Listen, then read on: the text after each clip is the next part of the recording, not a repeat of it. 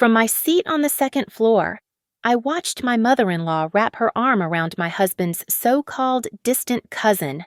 They stood in front of the luxury dealership like royalty. My phone screen lit up with a fraud alert asking to authorize a down payment of $45,000.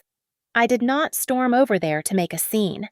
I simply took a sip of my latte and stared at the button that said, Decline. My name is Brianna Cole. For the last 10 years, I have carefully curated a life that looked much smaller than it actually was. I sat at a corner table on the second floor of a coffee shop in downtown Austin, Texas, watching the heat rise from the pavement below. I had just finished a 3-hour board meeting for Northbridge Urban Developments, the infrastructure firm that I founded and owned. My employees knew me as a shark in the boardroom, but to the rest of the world, I was just a woman with a modest consulting job. I wore a plain beige linen blazer and no jewelry except for a thin gold band on my ring finger. I dressed this way to protect my husband's fragile ego. I dimmed my own light so Caleb would never have to feel like he was standing in a shadow. Across the street, the glass facade of Lone Star Elite Motors gleamed under the midday sun. It was the kind of place where the sales staff judged your credit score by your shoes before you even walked through the door. A black SUV pulled up to the curb, and my breath caught in my throat. My mother-in-law, Darlene, stepped out onto the sidewalk. She was followed immediately by Sierra, the woman Caleb had introduced to me as his distant cousin from out of state. They did not look like two people running a casual errand. They stepped out with the arrogant confidence of people who owned the world. I watched Darlene wrap her arm around Sierra's shoulders and squeeze her tight. Darlene threw her head back and laughed at something Sierra said. It was a warm, open look of adoration that I had never seen Darlene direct at me in 7 years of marriage, whenever I was around. Darlene was critical and distant, constantly complaining about her finances. Seeing her offer that easy intimacy to Sierra pushed a sharp ache of betrayal right up into my throat. I unlocked my phone and opened the camera app. I used 2 fingers to zoom in until the image on my screen was sharp. They were standing in front of a limited edition pearl white SUV. A salesman in a tailored suit was rushing out to greet them. He was not just being polite. He was practically bowing. He gestured for them to step onto the red carpet, and I watched Sierra strike a pose while Darlene snapped a photo. They were being treated like VIPs. My phone buzzed against my palm, shattering the silence of my observation. A notification from my banking app slid down from the top of the screen. Transaction alert authorization required. I tapped the banner. The numbers on the screen were black and bold. It was a request to approve a down payment of $45,000. My eyes scanned down to the source of the funds. It was the supplementary card I had issued to Caleb. A memory flashed through my mind, sharp and stinging. I remembered handing that heavy platinum card to Caleb 2 years ago. This is for emergencies only. Caleb. I had told him, I know. Babe, he had said, looking at me with wide, innocent eyes. I would never use it unless it was life or death. And then there was Darlene. Darlene, who claimed she was so broke she had to skip meals. Darlene, who always made me feel guilty for my success. Yet there she was, pointing at a car that cost more than a small house. I did not cry. I sat the coffee cup down on the saucer with a deliberate, steady hand. My breathing slowed. The initial shock that had raced through my veins began to cool into something heavier and much more dangerous. It was a terrifying kind of calm. I stared at the banking app. I looked at the name Caleb Cole, supplementary card glowing on the display. It was like looking at a truth I had been swerving to avoid for my entire marriage. You really think you can do this to me?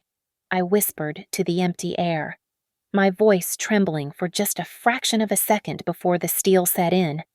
I looked down at the street one last time. They were still smiling.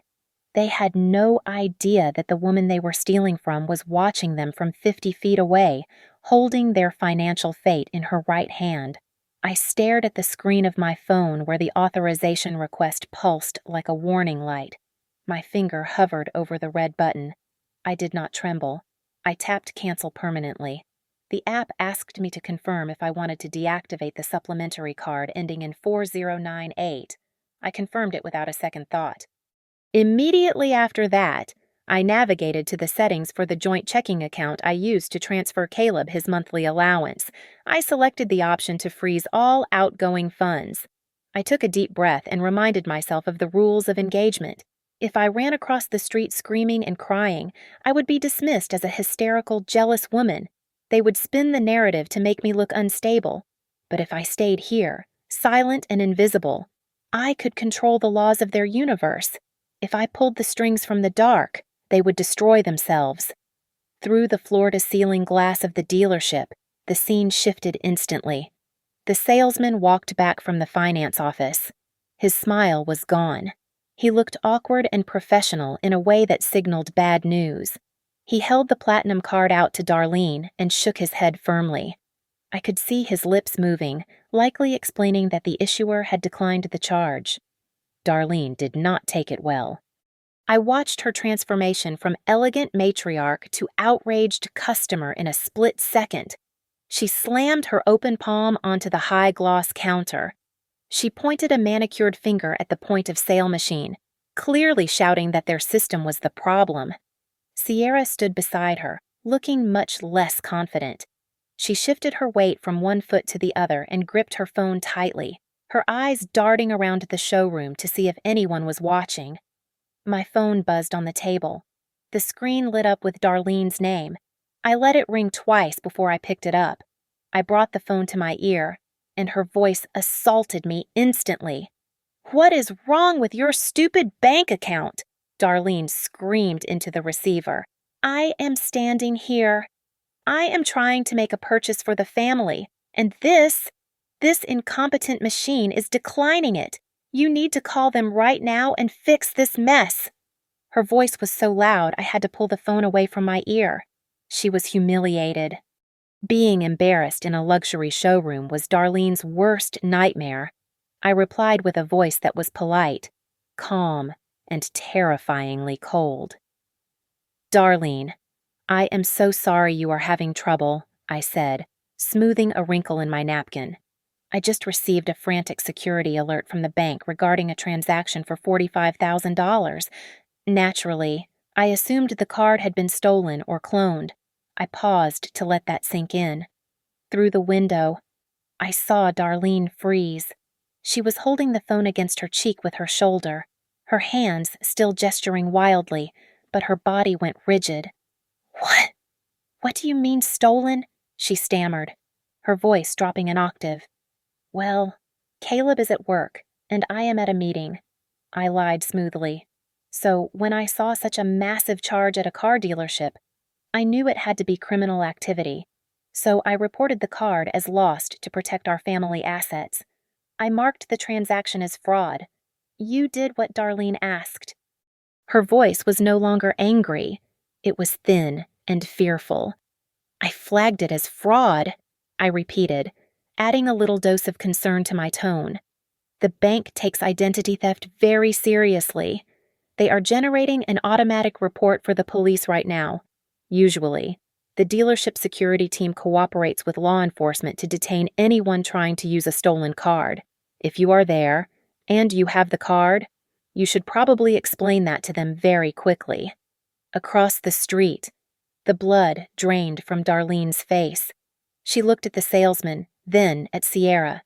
Sierra, who must have heard the word fraud, looked like she was about to be sick. The word sounded a lot like handcuffs to a woman with a shady past. I have to go," Darlene whispered. "Stay safe, Darlene," I said. I hung up the phone. The silence that followed was heavy. I watched them standing in the middle of the showroom, surrounded by luxury cars they could not buy, suddenly terrified of the very object they had tried to steal. They were beginning to realize that the game had changed. Darlene attempted to execute a tactical retreat. I watched through the glass as she grabbed Sierra by the elbow and pivoted sharply toward the exit. She moved with a frantic urgency, her heels clicking rapidly against the showroom floor. But she did not get far. 2 uniformed security officers stepped in front of the automatic doors, their posture polite but immovable. They blocked the exit with their crossed arms. "Excuse me, ladies," one of the guards said, his voice muffled by the glass, but his body language clear. "We need to wait until we verify the transaction attempt, standard protocol for declined high-value payments." Darlene exploded. She pointed a finger in the guard's face, her chest heaving.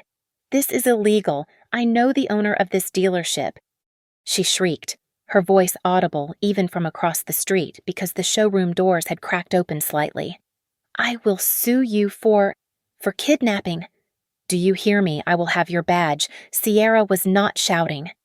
She was shrinking. She pulled the collar of her jacket up, turning her face away from the security cameras mounted in the ceiling. She looked like a woman who had been on the wrong side of the law before and had no desire to be documented. "Auntie Darlene, please," Sierra hissed, tugging at Darlene's sleeve. "Stop making a scene. Let's just go." Then, the main office door opened. Grant Holloway, the owner of Lone Star Elite Motors, stepped onto the floor. I knew Grant. We had done business regarding fleet vehicles for my company years ago. He was a man who smiled like a shark, all teeth and precision. He walked toward them with an eerie calmness, his hands clasped behind his back. "I am the owner, ma'am," Grant said smoothly. "And I do not recall us being acquainted. Perhaps you can explain why you are trying to use a flagged card in my establishment." Darlene puffed up her chest, trying to salvage her crumbling dignity. "My son is Caleb Cole," she announced, tossing her hair back. "He is a director at Northbridge Urban Developments. He is buying this car for the family. This is just a banking error." Sierra nodded vigorously, adopting a soft, innocent expression. "Yes, we are just picking up the car he ordered. We are good people." Grant did not blink. He pulled his cell phone from his pocket and tapped the screen. From my vantage point in the cafe, I saw my own phone light up on the table. I picked it up immediately. "Mr. Holloway." I answered, my voice steady and professional. To what do I owe the pleasure Grant held his phone up, putting me on speaker so the entire showroom floor could hear? "Ms. Cole." "I apologize for the interruption," Grant said, his eyes locked on Darlene. "I have 2 individuals here claiming that your husband, Caleb, authorized the purchase of the limited Pearl Edition SUV. They claim he is a director at your firm." I took a sip of my coffee before replying. I made sure my voice carried the full weight of a CEO, stripping away any warmth of a wife. "That is incorrect. Grant," I said clearly. "The Pearl Edition SUV was paid for in full yesterday via corporate wire transfer. It is a performance bonus for my vice president of operations." "It has absolutely nothing to do with Caleb." Darlene's jaw dropped. Sierra froze, her eyes widening in genuine horror. "But," Darlene stammered, staring at the phone. "But Caleb said—" Grant cut her off. He looked at Darlene with a mixture of pity and amusement. "Furthermore," Grant continued, addressing Darlene directly while I listened, "I know Caleb. My administrative staff deals with him occasionally. Caleb is not a director. He is a mid-level administrative assistant who processes invoices for Northbridge's partner vendors. He does not have the credit line for a vehicle of this caliber." The silence that followed was absolute. I watched Sierra's face crumble. The realization hit her like a physical blow. She had not seduced a wealthy executive. She had invested her time and body in a glorified secretary who was living off his wife's money. She looked at Darlene with pure venom. He isn't a director," Sierra whispered, her voice trembling with rage. "You told me he ran the company." Darlene stood there, fossilized by the humiliation. She had been stripped of her mask in the very place she wanted to flaunt her power. "Ms. Cole has reported the card as lost and the transaction as unauthorized," Grant said, signaling the security guards to move closer. Because there is a suspicion of fraud and identity theft. I am afraid you cannot leave. We have to wait for the police to file an official report. Please, take a seat. I hung up the phone. Darlene slumped into a leather chair, looking small and defeated. Sierra stood apart from her, typing furiously on her phone, likely looking for an escape route. But there was no escape. The trap had snapped shut. While Darlene and Sierra were imploding at the dealership, I switched the view on my tablet to the remote security feed of the Northbridge administrative offices. I needed to ensure the second phase of my plan was executed with the same surgical precision as the first. On the screen, Caleb was standing over the desk of a terrified new intern. Even without audio, his body language was unmistakable. He was waving a stack of papers in her face, puffed up with the arrogance of a man who believed his last name made him royalty. He looked at his watch, a heavy gold timepiece I had bought him for our 5th anniversary. I knew exactly what he was thinking. He was counting down the minutes until he could leave work early, meet up with his mother and Mistress, and celebrate their new acquisition. He thought he was winning. He had no idea the credit card in his wallet was already dead. The door to his office swung open without a knock. Ms. Hart, my most trusted executive assistant, walked in first. She was flanked by the Director of Human Resources and 2 uniformed security officers.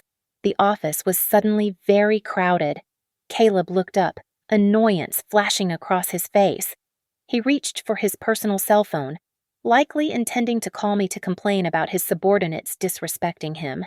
I watched him tap the screen and hold the device to his ear. I imagined the hollow silence on the other end. My number was blocked. The supplementary account was frozen. He was completely cut off. The Director of Human Resources did not offer a polite greeting.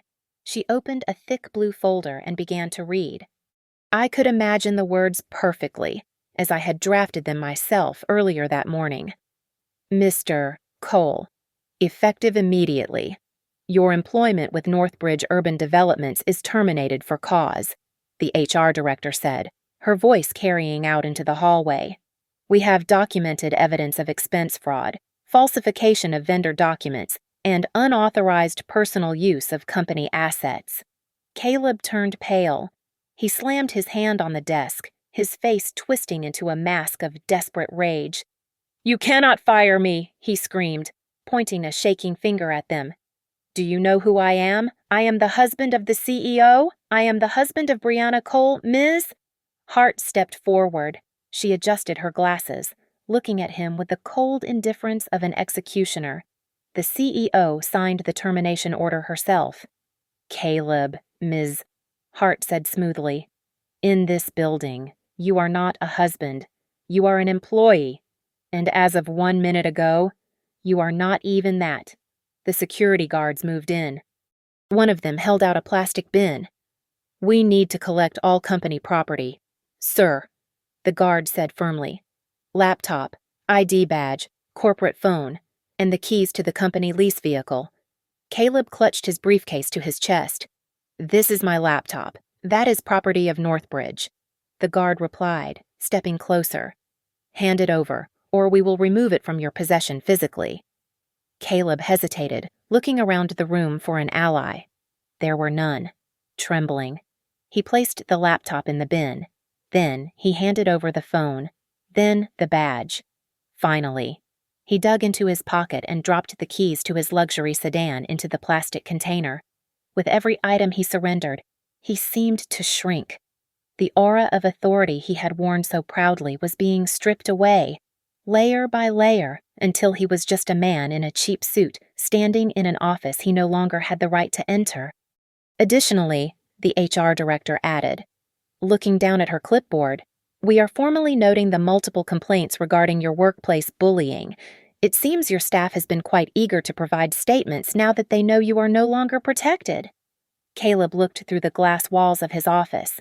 The employees outside the people he had yelled at, belittled, and dismissed had stopped working. They were standing up, watching the scene unfold. They were not looking at him with fear anymore. They were looking at him with the satisfaction of people watching a tyrant fall. One of the guards handed Caleb a small cardboard box. "You have 5 minutes to collect your personal effects," the guard said.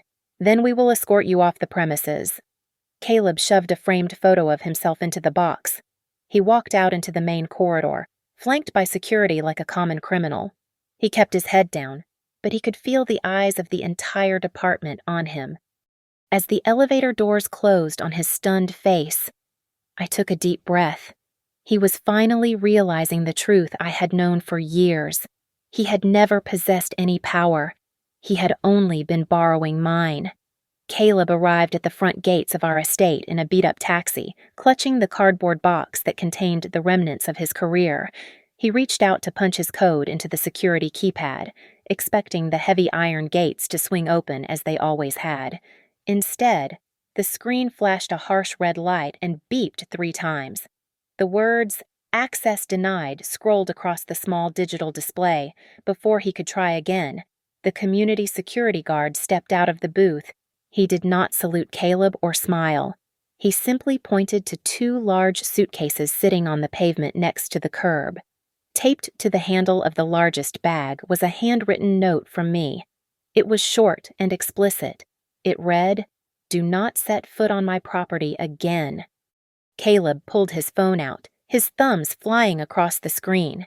He called Darlene, but it went straight to voicemail. He called Sierra, but she declined the call immediately. She was likely too busy trying to talk her way out of a fraud charge at the police station. Caleb had nowhere else to go. He loaded his luggage into the trunk of the waiting taxi and gave the driver the address of the downtown precinct. When he walked into the waiting area of the civil intake division, the scene was pathetic. Darlene was sitting on a plastic bench, sobbing loudly into a tissue.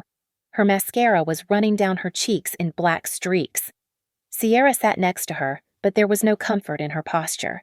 She sat with her arms crossed tight against her chest, her legs crossed, staring at the wall with a face made of stone. Darlene looked up and saw Caleb.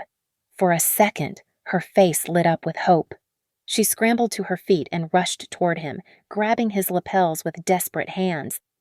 "Oh, thank God, Caleb." "You have to tell them," Darlene cried, shaking him slightly. "Tell them who you are. Tell them this is all a mistake and get us out of here." Then she stopped. She looked down at the cardboard box in his hands. She saw the cheap taxi pulling away outside without waiting. She looked at his slumped shoulders and the terror in his eyes. She took a step back, her nose wrinkling as if she smelled something rotting. She smelled the poverty on him. You didn't fix it," Darlene whispered. Sierra stood up slowly. She did not look at Darlene. She walked right up to Caleb, invading his personal space. Her voice was low and dangerous. "Where is the car?" Caleb Sierra asked. "Where is the platinum card? You said you handled the finances. You said you ran the company." Caleb looked at her, his mouth opening and closing like a fish out of water. I tried. Sierra." Caleb stammered, his voice cracking. "But Brianna, she cut me off. She fired me. I don't have anything right now. The explosion was immediate." "You liar!" Sierra shouted, not caring who heard her. "You told me you were rich. You told me she was just a figurehead and you—" Darlene screamed, turning on Sierra. "You little gold digger. You dragged us into this. This is your fault for picking that expensive car. My fault." Sierra laughed, a harsh, ugly sound. "Your son is a broke loser who has been playing pretend with his wife's money, and you are just an old leech." Caleb stood between them, holding his box of office supplies, looking like a hollow shell of a man. He had no defense. He had no money. He had no power. The automatic doors at the entrance slid open. The sound of heels clicking on the linoleum floor cut through their screaming match like a knife. I walked in, flanked by my family attorney, Mr. Sterling. I was not there to save them. I was there to draw the lines on the map. The room went silent. Caleb looked at me, his eyes wet with tears. "Brianna," he choked out, taking a step forward. "Brianna." Please, this is crazy. Mr. Sterling stepped in front of me, blocking Caleb's path with his briefcase. I stopped and looked at the three of them. I felt absolutely nothing. I am not pressing charges for the incident at the dealership, I said, my voice calm and projecting clearly in the quiet room. I do not have the time to waste on court dates for petty theft. However, that is the only mercy you will get. I looked at Caleb, then at Darlene. I have cut off every credit card, bank account, and allowance, I continued. And the internal investigation at the company is already underway. If we find that you stole so much as a paperclip, Caleb, I will hand that evidence directly to the district attorney. Caleb dropped his head. Darlene sobbed into her hands. But when I turned my gaze to Sierra, I saw something different. She was looking at me with pure hatred, but beneath the anger, there was a flicker of genuine fear. She was not just afraid of being broke. She was looking at me like a woman who had skeletons in her closet that she was terrified I would find. Good luck getting home, I said. I turned and walked out, leaving them in the fluorescent purgatory they had built for themselves. The annual Cole Family Charity Gala was the one night of the year Darlene lived for. It was a black tie event where the extended clan gathered to slap each other on the back and pretend their bloodline was nothing but prestige and philanthropy. For years, Darlene had strutted through those ballroom doors claiming that my success was actually Caleb's and that her son was the golden goose funding their lifestyle. Now, with her credit cards declined and her reputation hanging by a thread, she saw the invitation as a lifeline. She concocted a plan to corner Caleb's wealthy Uncle Marcus, the family patriarch, and spin a sob story about a temporary banking error to secure a loan. Caleb did not want to go. He sat on the edge of the motel bed they were forced to rent, looking defeated. But Sierra was insistent. She was pacing the small room, applying lipstick with aggressive precision. "We are going, Caleb," Sierra snapped. "I have a little surprise for your wife. I have big news. Once I drop this bomb, Brianna will be begging to write me a check just to keep me quiet." They pooled their remaining cash to rent a compact sedan that smelled faintly of stale cigarettes. They parked it 2 blocks away from the hotel to avoid being seen by the valets when they walked into the ballroom. They held their heads high, trying to summon the ghosts of the people they used to pretend to be. Darlene smoothed her dress, scanning the room for Uncle Marcus. "There he is," Darlene whispered, gripping Caleb's arm. "He is at the head table. Come on, look sad but dignified." They marched toward the front of the room, but as they got closer, their steps faltered. Uncle Marcus was sitting at the VIP table, laughing heartily, and sitting right next to him, in the seat of honor usually reserved for the largest donor, was me. I wore a midnight blue gown that cost more than the car they had tried to steal. Uncle Marcus held my hand warmly. For years, Darlene had told the family that the donations came from Caleb, but the checks had always borne my signature. The family knew exactly who the powerhouse was. Uncle Marcus, Darlene cried out, rushing forward and ignoring me completely. "Oh, thank heavens. We are in such distress, Brianna. She has gone mad. She cut off our funds. She is trying to ruin the family name." The music in the room seemed to dip. Uncle Marcus stopped laughing. He looked at Darlene with eyes that were as cold as ice. "Darlene," Marcus said, his voice deep and rumbling. "We were just discussing the generosity of Northbridge Urban Developments. Brianna here has just pledged another $50,000 to the scholarship fund." "It is not her money," Caleb blurted out, his voice shrill. "It is our money. She is stealing it from me." I did not say a word. I simply looked at Ms. Hart, who was standing near the audio-visual booth. She nodded. The large projection screen behind the stage, which had been cycling through generic photos of smiling children, suddenly flickered. A new image appeared. It was a high-resolution photo of Caleb and Sierra sunbathing on a yacht in Cabo. The date stamp in the corner was from 3 years ago. That was the week my mother was undergoing open-heart surgery, I said softly, speaking into the silence. Caleb told me he was at a business conference in Seattle. He said he could not be there to hold my hand because he was working for our future. The room gasped. Darlene looked at the screen, then at me, her mouth opening and closing. Everyone makes mistakes. Darlene stammered. The slide changed. This time, it was not a photo. It was a series of documents.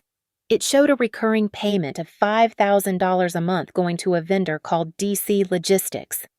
We audited the books yesterday. I continued, my voice steady. We found years of invoices for office supplies that were never delivered. DC Logistics is a shell company. It has no employees and no warehouse. But it does have a registered owner. A copy of the business registration popped up on the screen. The owner's name was highlighted in yellow. Darlene Cole. You were not just living off me. Darlene, I said, you were embezzling from me. You were submitting fake invoices to my company to siphon cash into your private account. Uncle Marcus stood up. His face was purple with rage. In the Cole family, infidelity was a scandal, but theft was a mortal sin. You stole from the hand that fed you? Marcus roared, slamming his fist on the table. You have disgraced this family. Get out before I have security throw you out. Caleb looked around the room. Cousins, aunts, and business partners were looking at him with absolute disgust. Darlene was trembling, exposed as a common thief. Security guards moved in, grabbing Caleb and Darlene by the arms. They began to drag them toward the exit. Sierra stood frozen, trying to distance herself from them, but she caught my eye. She realized in that moment that she was not the one with the bomb. She was just collateral damage. And take the mistress with them, Marcus barked, waving a hand at Sierra, as they were shoved out of the gilded doors. The heavy silence of the ballroom lingered. I took a sip of my champagne. The air felt cleaner already. The conference room table was buried under mountains of paper. It was 2 a.m, and the air conditioning in the high-rise office was humming with a low, monotonous drone. My forensic accounting team had spent the last 6 hours peeling back the layers of my husband's financial life, and what we found was not just incompetence. It was a masterclass in deception. David, my lead auditor, slid a highlighted spreadsheet across the mahogany surface. Look at the category codes. Brianna, David said, tapping the paper with a pen. He listed luxury handbags and diamond earrings as client retention gifts and marketing materials. But look at the dates. February 14th, Christmas Eve, her birthday. I traced the lines with my finger. Thousands of dollars siphoned out of the company accounts, disguised as legitimate business expenses, all flowing directly to Sierra. But that was just the surface. As we dug deeper, the rot went straight to the bone. We found contracts for maintenance and supply services signed by me. But I had never seen them before. That is not my signature, I said, my voice flat. The loop on the B is too wide. Caleb forged my name. He had used my identity to validate contracts with Darlene's shell companies. For years, I had defended Caleb to my friends. I had told them he was just soft-hearted, perhaps a bit lazy, but ultimately harmless. I realized in that moment how blind I had been. Caleb was not weak. He was a calculator. He had played the part of the bumbling husband perfectly while he picked my pockets. Then came the dossier on Sierra. My private investigator, a former detective named Vance, projected a photo onto the wall. Her real name is not Sierra, Vance said, flipping through a digital file. She is a professional. We call them path pavers in the industry. She targets men who are married to high-net-worth women. She seduces them, gathers compromising information, and then coaches them on how to extract the maximum settlement during a divorce. She is not in love with Caleb. She is working a job. I felt a cold chill run down my spine. I stood up and drove home to the empty estate. I went straight to the master bedroom and walked into the walk-in closet. Behind a row of winter coats, There was a small wall safe that Caleb had installed 2 years ago. He thought I did not know the combination. He was wrong. I punched in the code his birthday and the door clicked open. Inside, there was no cash. There was only a silver USB drive. I plugged it into my laptop and opened the files. It was a treasure trove of betrayal. There were scans of my bank statements, passwords he had stolen, and a folder of audio recordings. I clicked play on the most recent file. Sierra's voice filled the room, sharp and demanding. You have to make her crazy. Caleb. Just gaslight her until she doubts her own memory. Sierra's voice said on the recording. Then we file for divorce. She is terrified of a scandal. She will pay us millions just to make it go away. I don't know. She is smart, Caleb's voice replied, sounding nervous. She is not smart. Sierra sneered. She is in love. That makes her stupid. I stopped the recording. I did not scream. I did not throw the laptop against the wall. I simply closed the computer and picked up my phone. I called Mr. Sterling. File the civil suit for damages, I said, and send the entire evidence package to the State Economic Crime Unit. I want them prosecuted. My phone buzzed again. It was Darlene. She had left 5 voicemails in the last hour. I watched the screen light up with her name one more time. Brianna, please pick up. Darlene's voice screamed through the voicemail a moment later. We are family. We can talk about this. Just let me explain. Just hear me out as a mother. I typed a single text message. All future communication must go through my attorney. I hit send and blocked the number. As I sat in the silence of my bedroom, my investigator forwarded me one last intercepted message. It was a text from Sierra to Caleb, sent just seconds ago. Stop crying. Caleb. Tonight I am going to drop the big news. It will change everything, but you have to do exactly what I say. The atmosphere in the cheap motel room where Caleb and Darlene were hiding was likely toxic, but Sierra found a way to make it explosive. According to the updates from my private investigator, she waited until the fear of poverty had fully set in before playing her final card. She stood in front of my husband and mother-in-law and placed a hand on her stomach.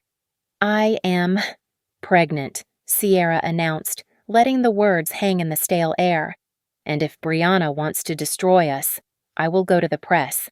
I will tell the world she is kicking a pregnant woman and the father of her husband's child onto the street. It was a lie.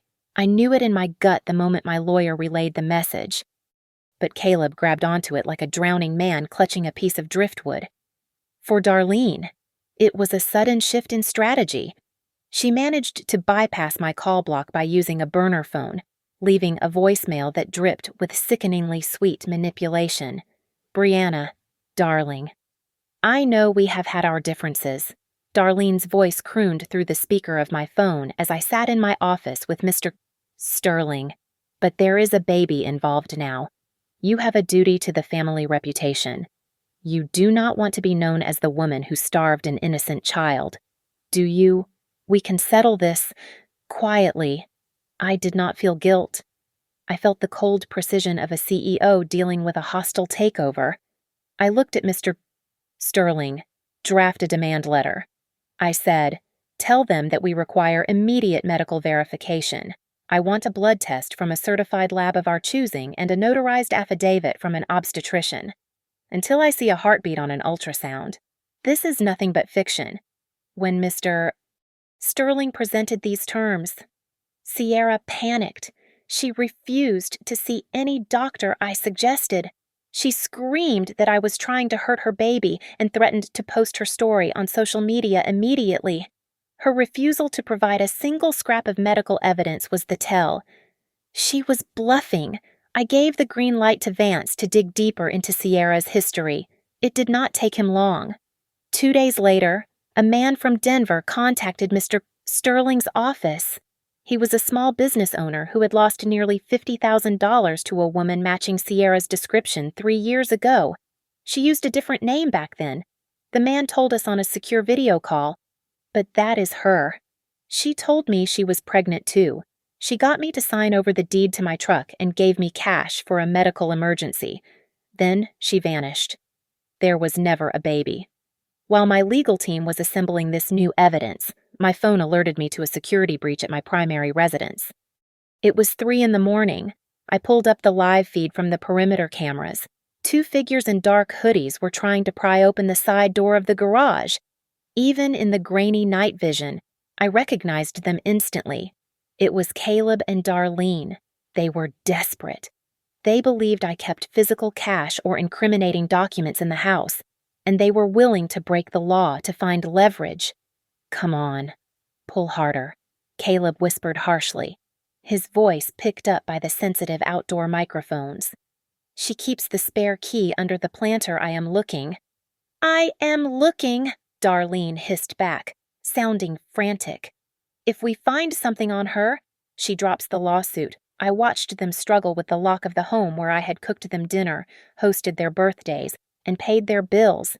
They looked like common burglars.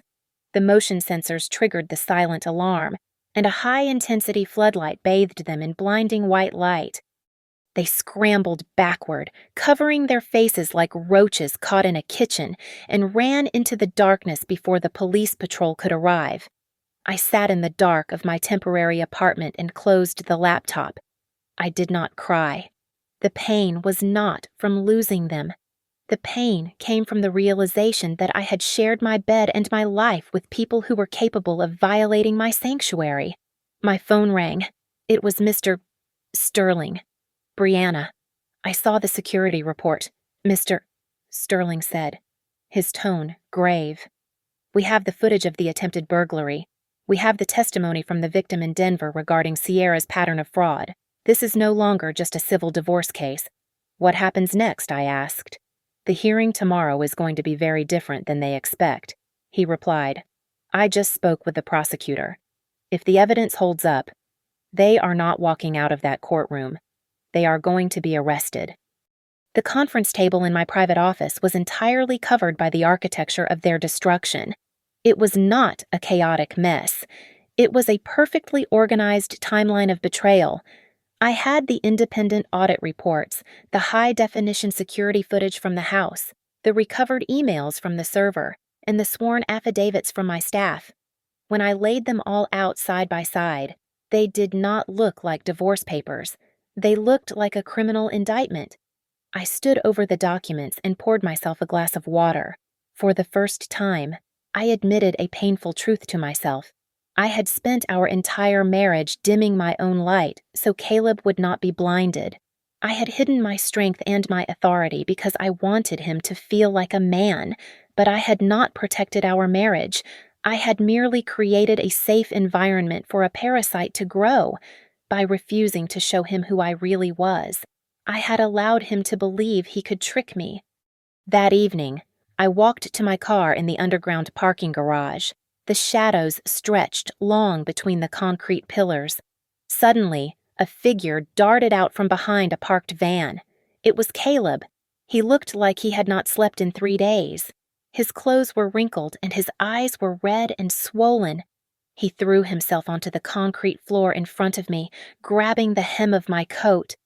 "Brianna, please," Caleb sobbed, his voice echoing in the empty garage. "I will do anything. I will go to therapy. I will sign a post-nuptial agreement. Just don't ruin me." I looked down at him. I felt no pity. I only felt a distant curiosity, like I was looking at a bug trapped in a jar. "You are not sorry."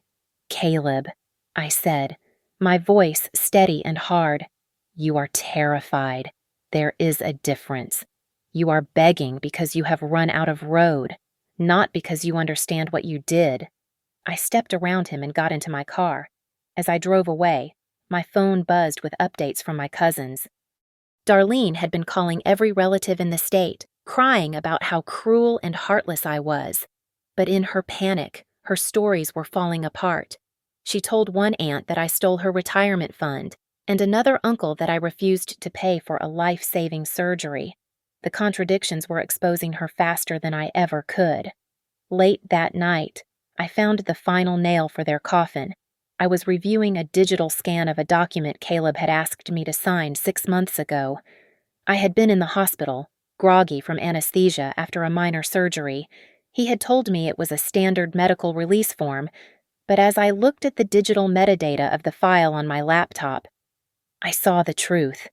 The signature page had been digitally detached and appended to a different document.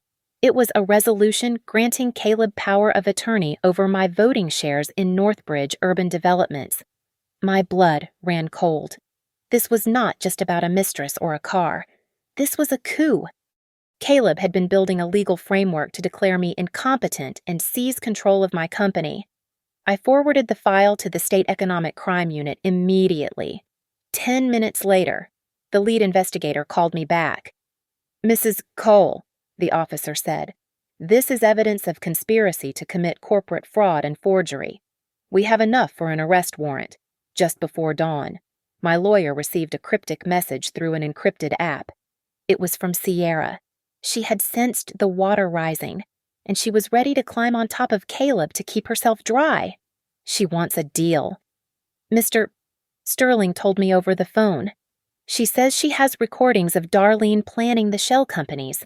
She is willing to testify against them if we agree to drop the civil suit against her. Tell her to bring everything she has. I replied, "We will listen." The morning of the final hearing arrived with a gray steel sky. I did not wear a power suit. I dressed in a simple black dress and a wool coat. I pinned a small silver brooch to my lapel. It had belonged to my father, the man who started the company with nothing but a shovel and a dream. I looked in the mirror. The woman staring back was not a victim. She was a judge. I grabbed my purse and walked out the door. I was ready to write the ending. The courtroom air was stale and smelled of floor wax and desperation. Caleb sat at the plaintiff's table, looking disheveled but trying to project an air of wounded innocence. He had clearly rehearsed his opening statement. He stood up, smoothing his suit jacket, and looked at the judge with wide, watery eyes. "Your Honor, my wife controlled every penny," Caleb said, his voice trembling slightly. "She emasculated me. The credit card charges were just misunderstandings. I am asking for a fair division of assets and monthly spousal support so I can rebuild the life she destroyed." I sat quietly next to Mr. Sterling. I did not interrupt. I waited for him to finish digging his own grave. When it was our turn, Mr. Sterling did not make a speech. He simply placed a heavy binder on the judge's bench. "Your Honor, we are submitting the prenuptial agreement, which clearly states that all assets acquired before and during the marriage via the Northbridge Trust remain the sole property of Ms. Cole, Mr. Sterling said calmly. "Caleb Cole has contributed $0 to the marital estate. In fact, he has actively subtracted from it." Then came the evidence. We displayed the forensic audit on the courtroom monitors, the fake invoices, the shell company registered to Darlene, the security footage of Caleb stealing equipment from the office, the independent auditor's report that traced every stolen dollar directly to Caleb's personal accounts. Darlene, sitting in the gallery, burst into loud, theatrical sobs. "We are a family," Darlene wailed, clutching a handkerchief. "How can you let her do this to us? Where is the morality?" The judge banged his gavel. "Order, ma'am. This is a court of law, not a soap opera. One more outburst and you will be removed." Then came the pivot. We called Sierra to the stand. She walked in looking confident, likely thinking she could still manipulate the narrative with her pregnancy story. But before she could speak, Mr. Sterling handed a document to the bailiff. "We have records from 3 different states showing that the witness has used 4 different aliases to file false paternity claims," Mr. Sterling announced. "We also have a sworn affidavit from a clinic in Denver confirming she has never been a patient there, despite her claims." Sierra's face went white. She looked at Caleb, then at the judge. In her panic, she slipped.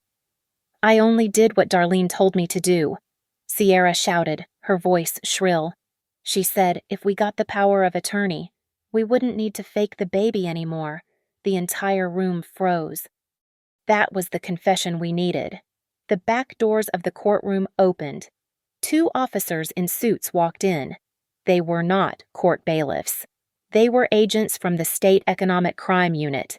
Caleb Cole.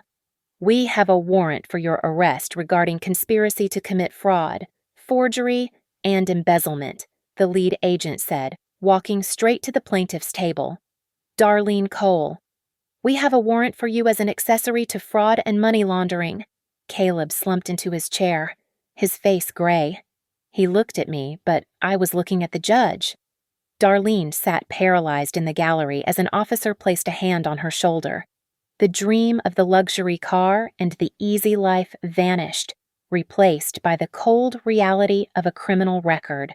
The judge wasted no time.